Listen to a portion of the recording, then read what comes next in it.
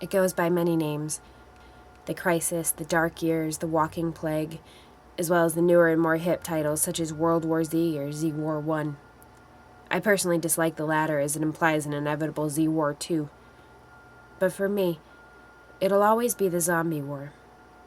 And while many may protest the scientific accuracy of the word zombie, they will be hard-pressed to discover a more globally accepted term for the creatures that almost caused our extinction. Zombie remains a devastating word, unrivaled in its power to conjure up so many memories or emotions, and it is these memories and emotions that are the subject of this work.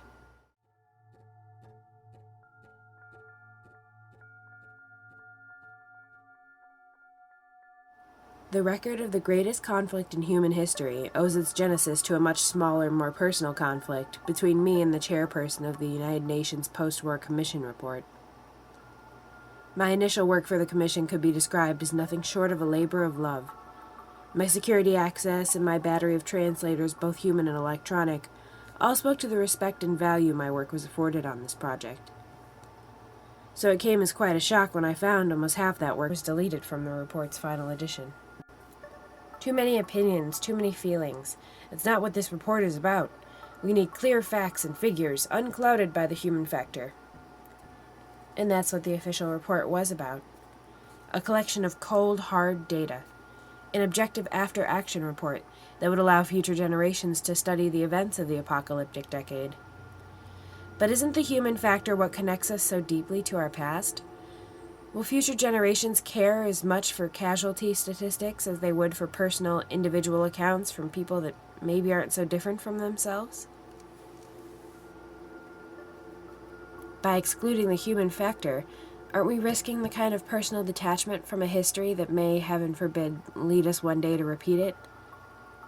And in the end, isn't the human factor the only true difference between us and the enemy we now refer to as the living dead? Although this is primarily a work of memories, it includes many of the details, technological, social, economic, and so on, found in the original Commission report, as they are related to the stories of those voices featured in this work. This is their story, not mine, and I've tried to maintain as invisible a presence as possible. The questions included in the text are there only to illustrate those that might have been posed by readers. I've attempted to reserve judgment or commentary of any kind, and if there is a human factor that should be removed, let it be my own.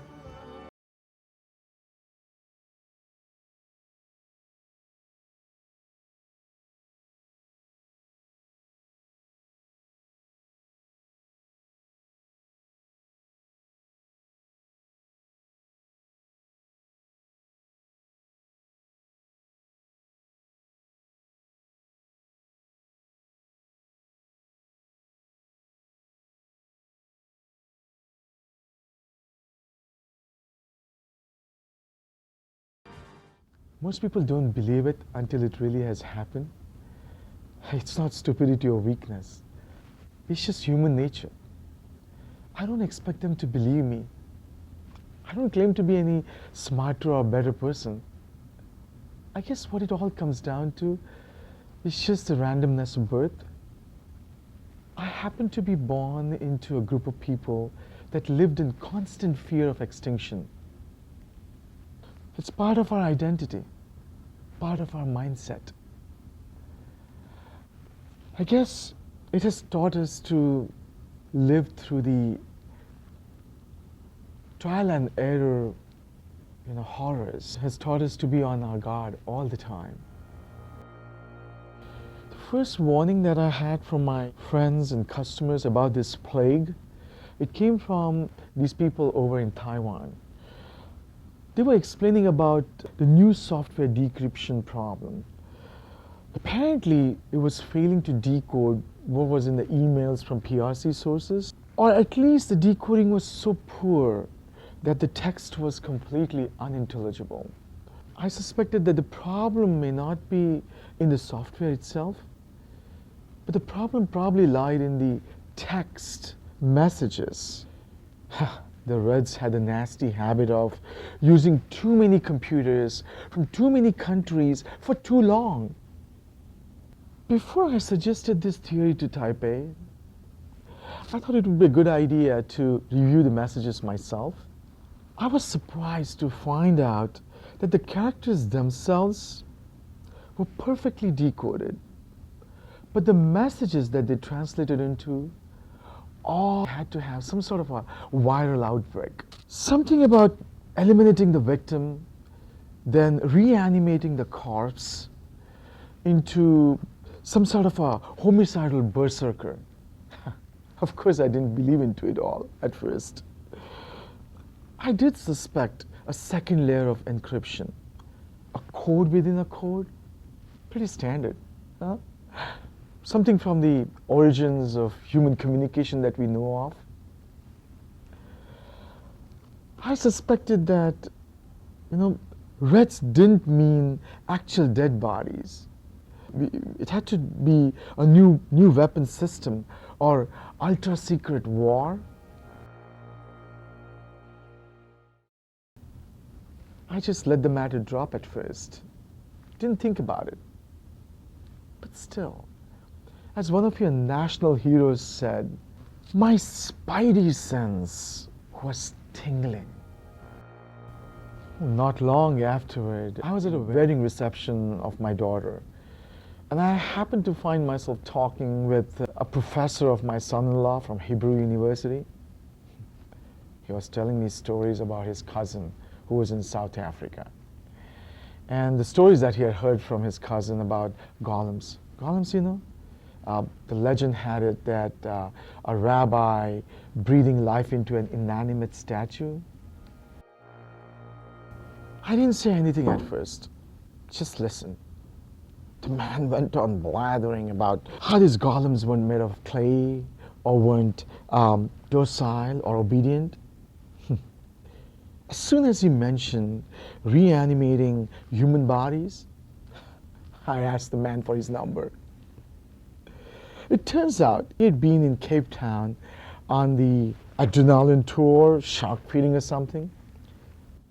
Apparently, the shark had obliged him right in the rear end, which is why he was recovering in Groote, where the victims of the Lotus River Township were brought in.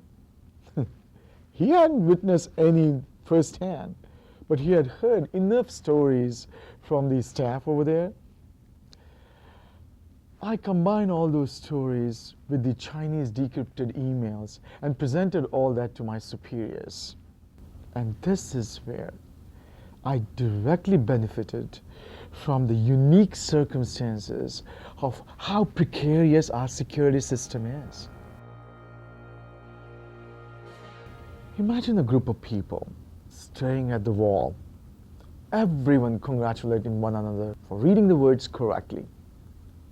Yet, no one looks at the mirror behind them. No one really looks at the mirror. No one thinks even that's necessary. Well, after almost allowing the Arabs to finish in the 70s what Hitler started in 40s, we realized that not only was the mirror image necessary, but it must forever be our national policy. From 1973 onward, if 9 intelligence analysts came to a conclusion, it almost became a rule that the 10th had to disagree. No matter how unlikely or far-fetched the possibility might be, one must always dig deeper. If a neighbor's nuclear power plant might be used to make weapon-grade plutonium, you must dig. If a dictator is rumored to build a cannon that would blast the shells of anthrax through the whole countries, you must dig. And if there was even a slightest idea about dead bodies being reanimated as ravenous killing machines, you must dig until you strike the absolute truth.